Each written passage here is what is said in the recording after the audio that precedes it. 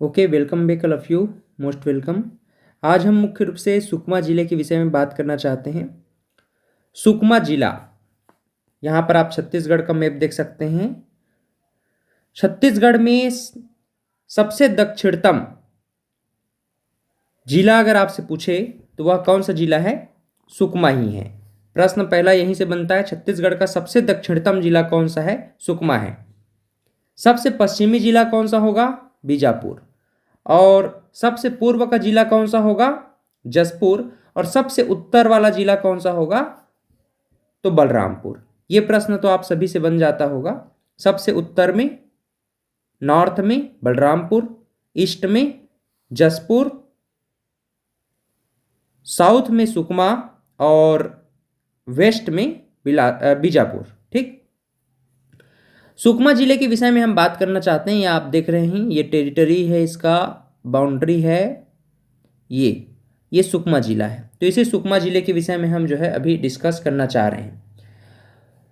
सुकमा जिला दंतेवाड़ा से पृथक होकर सन 2012 में सुकमा जिला दंतेवाड़ा से पृथक होकर के एक नए जिले के रूप में स्थापित होता है। सुकमा जिला छत्तीसगढ़ का दक्षिणतम जिला है। सुकमा जिला छत्तीसगढ़ का दक्षिणतम जिला है और राज्य का अंतिम सीमा भी सुकमा जिला ही बनाता है। ठीक। तो दो तीन बातें ध्यान रखिएगा। पहली बात तो ये जो है दक्षिणतम जिला है, दक्षिणतम जिला है पहला। दूसरा पॉइंट ये है कि राज्य का अंतिम सीमा बनाता है। आप कह सकते हैं राज्य का अंतिम सीमा वाला जिला है। राज्य का दक्षिण में अंतिम सीमा,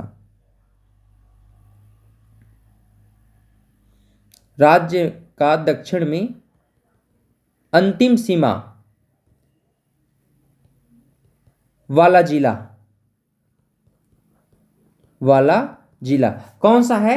तो सुकमा जिला है। ठीक, यहां तक समझ में आया। कौन से जिले से सुकमा जिला बना है? मातृ जिला कौन सा है? तो दंतेवाड़ा। ठीक। इसी प्रकार से हम देखना चाहते हैं कि सुकमा जिले के आसपास कौन कौन से डिस्ट्रिक्ट हैं या फिर कौन कौन से सीमावर्ती जिले हैं जो कि सुकमा जिले को स्पर्श करते हैं। यहां देखें तो और क्लियर हो जाएगा आपको। यहां पर स्पष्ट आप देख पा रहे हैं, एक तो दंतेवाड़ा, बीजापुर और यहां इस साइड से पूर्व साइड से बस्तर। तो दंतेवाड़ा, बीजापुर और बस्तर, दंतेवाड़ा, बीजापुर और बस्तर, ये तीन प्रमुख जिले हैं। ये तीन प्रमुख जिले हैं जो कि सुकमा जिले को स्पर्श करते हैं। तो प्रश्न हमारा ये बन जाता है कि सीमावर्ती जिलों की संख्या क्या है? सीमावर्ती जिले।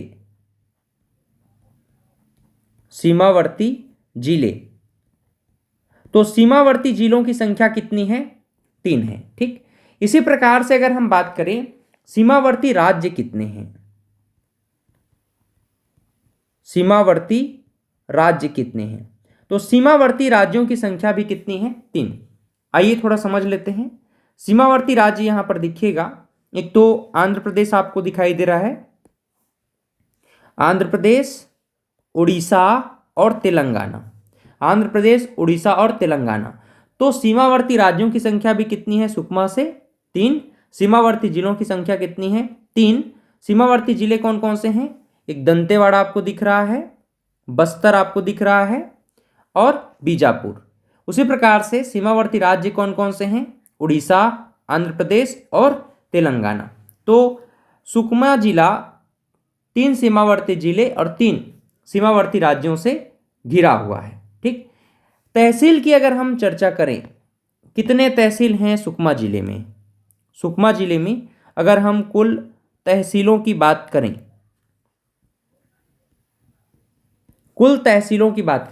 तो सुकमा जिले में कुल तहसीलों की संख्या है 4 और अगर हम विकास खंड की बात करें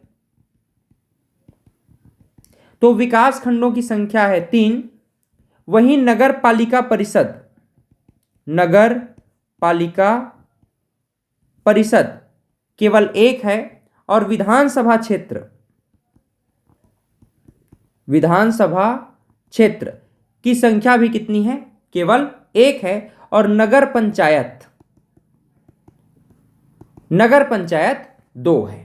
ठीक, कौन कौन से हैं नगर पंचायत को मैं बता देता हूं। एक तो कोंटा, और कोंटा के अलावा दोरनापाल, दोरनापाल।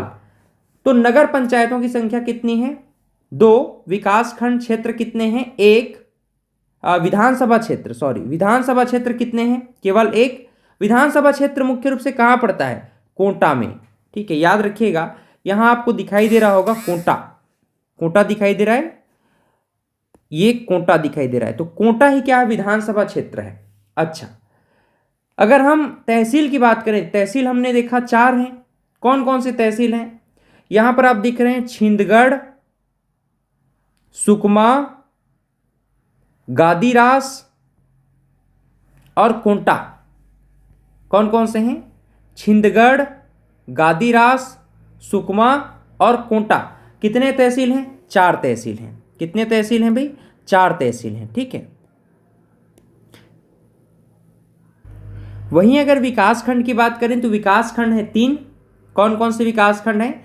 एक तो विकास खंड पड़ता है छिंदगढ़। ठीक है, एक विकास खंड क्या है? छिंदगढ़। छिंदगढ़ के बाद सुकमा, और सुकमा के बाद है कोंटा। तो 3 विकास खंड है। गादीरास जो है तहसील पड़ता है, छिंदगढ़, सुकमा और कोंटा, ये क्या है? तीनों विकास खंड है। ठीक है, हम लोगों ने देखा विकास खंड की संख्या कितनी है? 3। कौन कौन से हैं? कोंटा, सुकमा और छिंदगढ़। गादीरास क्या है? गादीरास तहसील है। इसी प्रकार से नगर पालिका परिषद की अगर बात किया जाए तो केवल सुकमा 1 है। और विधानसभा क्षेत्र अगर पूछा जाए तो विधानसभा क्षेत्र क्या है भाई? कोंटा। आपको पता होगा कोंटा से अभी जो विधायक हैं, है ना, कोटा से जो विधायक हैं विधानसभा क्षेत्र पड़ता है। तो वर्तमान उद्योग एवं वाणिज्य विभाग के मंत्री हैं जिनका नाम है कवासी लखमा, कवासी लखमा। ठीक है, तो कवासी लखमा जी वर्तमान में उद्योग एवं वाणिज्य विभाग के मंत्री भी हैं राज्य विधान मंडल के अंतर्गत।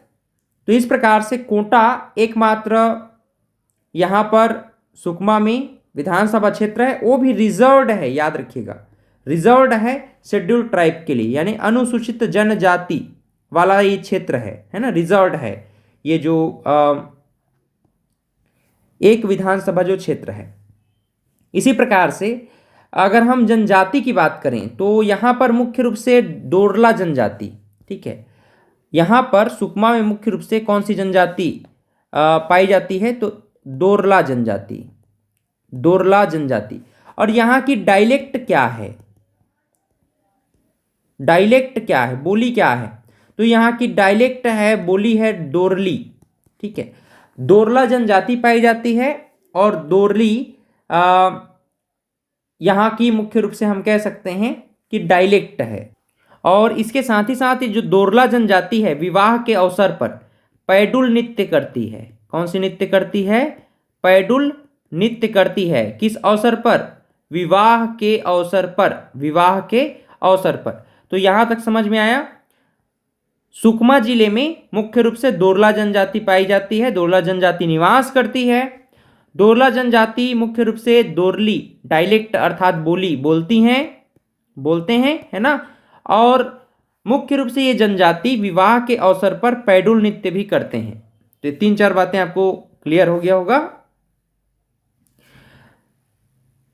यहां पर कुछ और बातें आपको समझना चाहिए, जैसे कि मुख्य खनिज हमको क्या मिलेगा। मुख्य खनिज हमको यहां पर कौन कौन से मुख्य खनिज मिलेंगे?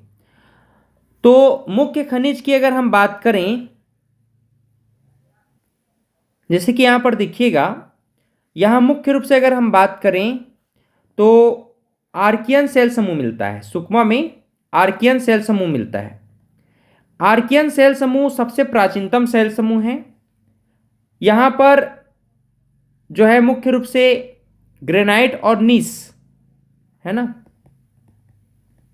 ग्रेनाइट एवं नीस जैसे बहुमूल्य खनिज मिल सकते हैं, और सबसे प्राचीनतम सेल समूह हमको मुख्य रूप से सुकमा क्षेत्र में प्राप्त हो। वहीं अगर हम मिट्टी की बात करें तो मिट्टी के अंतर्गत हम देख रहे हैं कि यहाँ पर दो प्रकार की मिट्टी मुख्य रूप से पाई जाती है ना। कौन कौन सी है, कौन कौन सी प्रमुख मिट्टी है, देखिएगा। एक तो लाल रेतीली मिट्टी जिसको हम टिकरा मिट्टी के नाम से जानते हैं, और एक लाल दोमट मिट्टी पाई जाती है। तो यहाँ पर आप देखो, ये वाला एरिया आपको दिख रहा होगा, ये मुख्य रूप से ये क्या है, लाल दोमट मिट्टी है। यहाँ पर भी मोटे अनाज के लिए प्रसिद्ध होता है। और बाकी एरिया में, सुकमा के बाकी क्षेत्र में हमको जो है लाल रेतीली मिट्टी मिलती है जिसको हम टिकरा मिट्टी के नाम से जानते हैं। ये दोनों जो है मोटे अनाज के लिए मुख्य रूप से उत्तरदायी हैं, या यहाँ पर मुख्य रूप से मोटे अनाज उगाए जाते हैं। सुकमा जिले में वनों के प्रकार की अगर हम बात करें तो सुकमा जिले में मुख्य रूप से हम देखते हैं कि सुकमा जिले में कुछ हिस्से में आरक्षित वन भी पाए जाते हैं, कुछ थोड़े से एरिया में, और थोड़े बहुत जो है संरक्षित वन भी पाए जाते हैं, और उसके अलावा जो है हरित क्षेत्र हैं। पूर्ण रूप से आप गैर वन क्षेत्र तो नहीं कह सकते, गैर वन क्षेत्र है ही नहीं। यहाँ आरक्षित, संरक्षित और हरित क्षेत्र से संयुक्त है सुकमा जिला। क्लियर है यहां तक।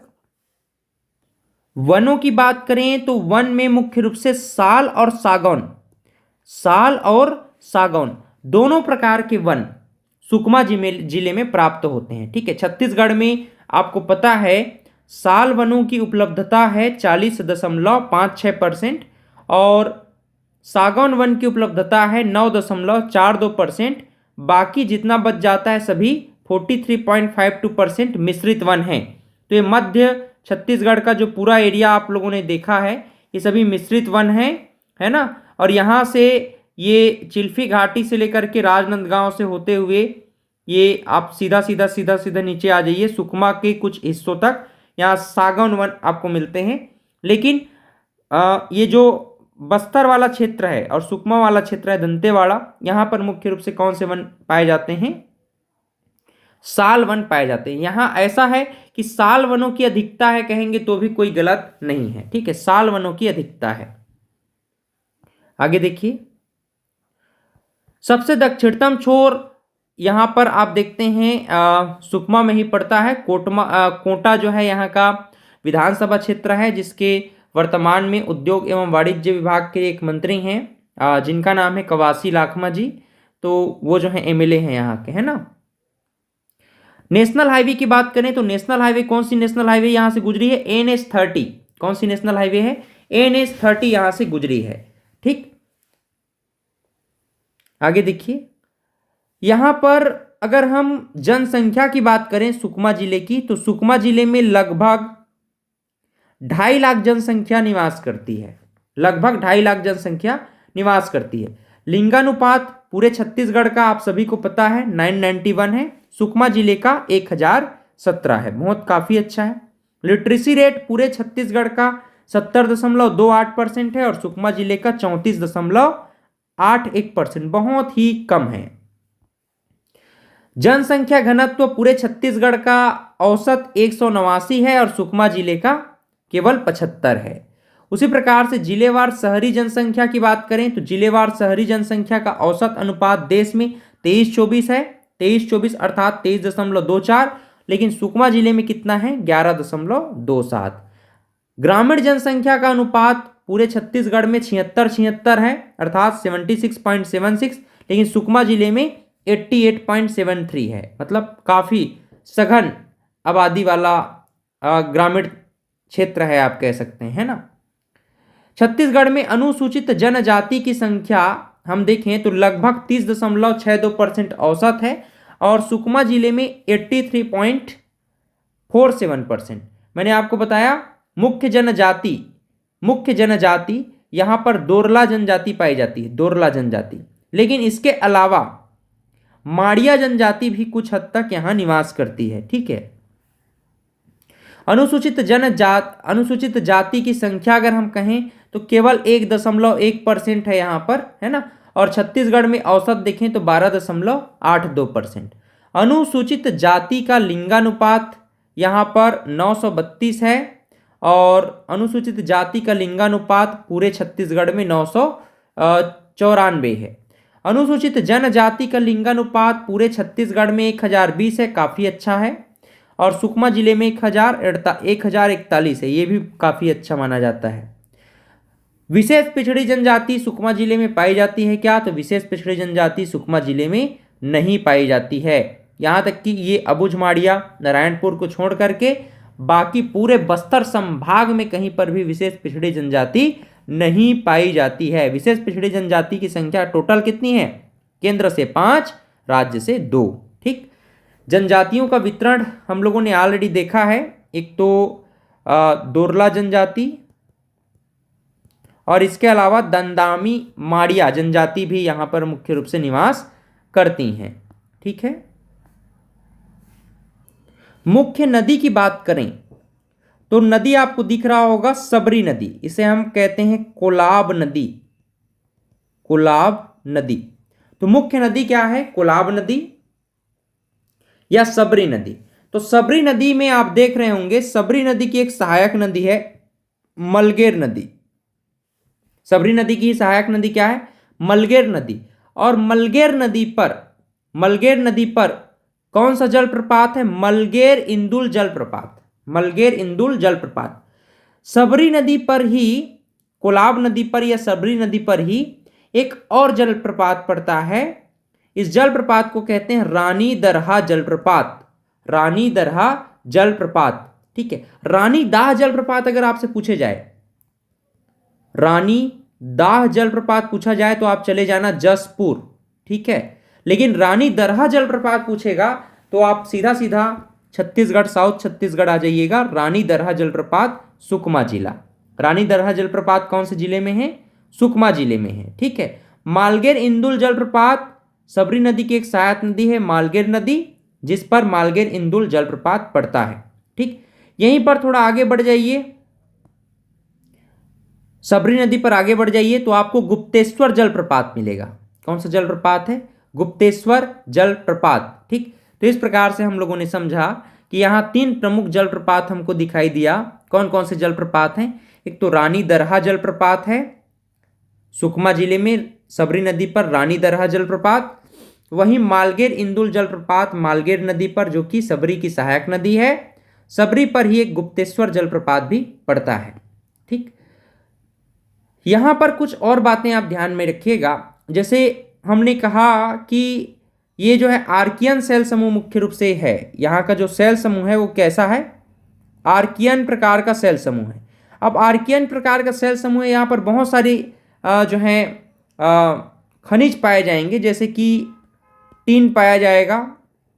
और छत्तीसगढ़ जो है पूरे इंडिया में एकमात्र प्लेस है जहाँ पर टीन का उत्पादन और भंडारण अभी तक पाया जा रहा है ना। तो टीन के संदर्भ में कुछ प्लेस हैं, जैसे ये गोविंदपाल नामक एक प्लेस है, चिंतलनार नामक एक प्लेस है और मुंडपाल नामक प्लेस है। तो ये तीनों प्लेस में मुख्य रूप से क्या पाया जाता है? टीन पाया जाता है। टीन का उत्खनन छत्तीसगढ़ में कौन करता है? CMDC के द्वारा किया जाता है। क्लियर है? इसके अलावा कोरंडम भी यहां पर मिलता है। कोरंडम नामक खनिज कहां से मिलता है? कोरंडम नामक खनिज जो है सोना कुकरनार नामक प्लेस से मिलता है। अभ्रक जो है मुख्य रूप से झीरम घाटी से मिलता है। झीरम घाटी आपको दिख रहा होगा। तो अभ्रक हमको कहां से मिलता है? झीरम घाटी से मिलता है। पाकेला, राकेला, बगुला घाट, बहुत सारे प्लेसेस हैं। पाकेला, राकेला, बगुला घाट, यहाँ पर जहां से हमको चूना भी मिलता है। ठीक है। क्या मिलता है? चूना। तो खनिज में हमको मुख्य रूप से क्या क्या मिल रहे हैं? तो टीन, कोरंडम, अभ्रक और चूना। टीन, कोरंडम, अभ्रक और चूना, ये सभी हमको कहां से मिल रहे हैं? सुकमा से मिल रहे हैं। ठीक है। नदी प्रमुख कौन सी है? कोलाब नदी या सबरी नदी। और प्रमुख रूप से 3 जलप्रपात हैं। रानी दरहा जलप्रपात, मलगेर इंदुल जलप्रपात और गुप्तेश्वर जलप्रपात। क्लियर है यहां तक। मिट्टी मुख्य रूप से कौन सी मिट्टी पाई जाती है, तो मैंने बताया आपको लाल दोमट मिट्टी यहां पर अधिक पाई जाती है। लाल दोमट मिट्टी यहां पर अधिक पाई जाती है। क्लियर है। अच्छा, यहां पर एक मेला लगता है जिसको रामाराम का मेला बोलते हैं। ठीक है, यहां पर एक मेला लगता है, मेला को क्या बोलते हैं, रामाराम का मेला बोलते हैं, रामाराम का मेला। ठीक, मैं इसको नोट कर देता हूं, मेला, मेला लगता है रामाराम। सुकमा में एक मेला लगता है जिसको हम क्या कहते हैं, रामाराम का मेला कहते हैं। यहां पर एक और मेला लगता है जिसको यहां पर स्पष्ट रूप से बताया गया है। यहां पर देखिएगा, चिटमिन माता का मंदिर है और यहीं पर चिटमिन माता का मेला भी लगता है। चिटमिन माता का मंदिर है, चिटमिन माता का मेला भी लगता है। और यहां पर एक और मेला लगता है जिसका नाम है रामाराम मेला। क्लियर। सबरी नदी के किनारे एक शिव मंदिर भी है। सबरी नदी के किनारे क्या है भाई, एक शिव मंदिर भी है, चिटमिन माता का मंदिर है, चिटमिन माता का मेला भी लगता है, रामाराम का मेला लगता है यहां पर, है ना। छत्तीसगढ़ में एक साइंस पार्क की स्थापना की गई है करके प्रश्न पूछता है आपसे, तो याद रखिएगा वह सुकमा जिला ही है जहां पर छत्तीसगढ़ में साइंस पार्क की स्थापना की गई। अच्छा, सेकेंड नंबर का साइंस पार्क कहां स्थापित किया गया, सेकेंड नंबर का साइंस पार्क, सेकेंड नंबर का साइंस पार्क है रायपुर में। सेकेंड नंबर का साइंस पार्क कहां है, रायपुर में, माना जो एयरपोर्ट है उधर ही जो है स्थापित किया गया। तो पहला साइंस पार्क आप देख रहे हैं सुकमा जिले में है, और दूसरा साइंस पार्क कहां है, तो रायपुर जिले में। ठीक, इस प्रकार से छत्तीसगढ़ का दक्षिणतम छोर आपसे पूछेगा तो आप क्या कहिएगा, सुकमा जिला ही है। कौन सा है, सुकमा जिला ही है। सबरी नदी पर कोंटा से लेकर के कुनावरन आंध्र प्रदेश तक जल परिवहन सुविधा है, लगभग 36 किलोमीटर के अराउंड होगा। तो यहां पर कोंटा से लेकर के आंध्र प्रदेश के कुनावरम तक क्या है, जल परिवहन। छत्तीसगढ़ का एकमात्र जल परिवहन आप कह सकते हैं तो सबरी नदी पर ही है। कौन सी नदी पर है पूछेगा आपसे तो क्या बोलोगे, सबरी नदी पर छत्तीसगढ़ के सबसे दक्षिणतम छोर कोटा से लेकर कुनावरम तक कौन सा परिवहन क्षेत्र पड़ता है, जल परिवहन क्षेत्र पड़ता है। ठीक है, यहां तक समझ में आया। छिंदगढ़ विकास खंड, यहां पर गोबर बोहारिन पर्व जो है प्रसिद्ध है। छिंदगढ़ आपको दिख रहा होगा, छिंदगढ़ जो है विकास खंड भी पड़ता है और छिंदगढ़ जो है तहसील भी है। तो यहां पर एक पर्व मनाया जाता है, इस पर्व को बोलते हैं गोबर बोहारिन पर्व। क्या कहते हैं, गोबर बोहारिन। तो गोबर बोहारिन पर्व आपसे पूछा जाए, गोबर बोहारिन पर्व कहां मनाया जाता है, तो छत्तीसगढ़ के सुकमा जिले के छिंदगढ़ विकासखंड या छिंदगढ़ तहसील में गोबर बोहारिन पर्व मनाया जाता है। ठीक, इसे राम वन पथ गमन हेतु विकसित किया जा रहा है पूरे क्षेत्र को। और राज्य का पहला विज्ञान पार्क या छत्तीसगढ़ का पहला साइंस पार्क या विज्ञान पार्क कहाँ स्थापित किया गया, सुकमा में स्थापित किया गया। तो उम्मीद करता हूँ आपको यह जानकारी पसंद आया होगा। इसी तरह से इस जानकारी को अधिक से अधिक आप स्प्रेड कीजिए और हम कंप्लीट इसी तरह से संपूर्ण जो जिले हैं उस पर हम आपसे डिस्कस करते रहेंगे। और इसके अलावा अन्य लेक्चर सीरीज अपलोड होते जा रहे हैं। और आप चाहें तो डिस्क्रिप्शन बॉक्स में एक लिंक दिया है जिससे आप हमारे एप्लीकेशन डाउनलोड कर सकते हैं और वहां आप जो है विभिन्न जो सीजी व्यापम और पीएससी से संबंधित कोर्सेज भी ज्वाइन कर सकते हैं। सो मिलते हैं एक नए क्लास में, तब तक के लिए पढ़ते रहें, आगे बढ़ते रहें। Have a great day.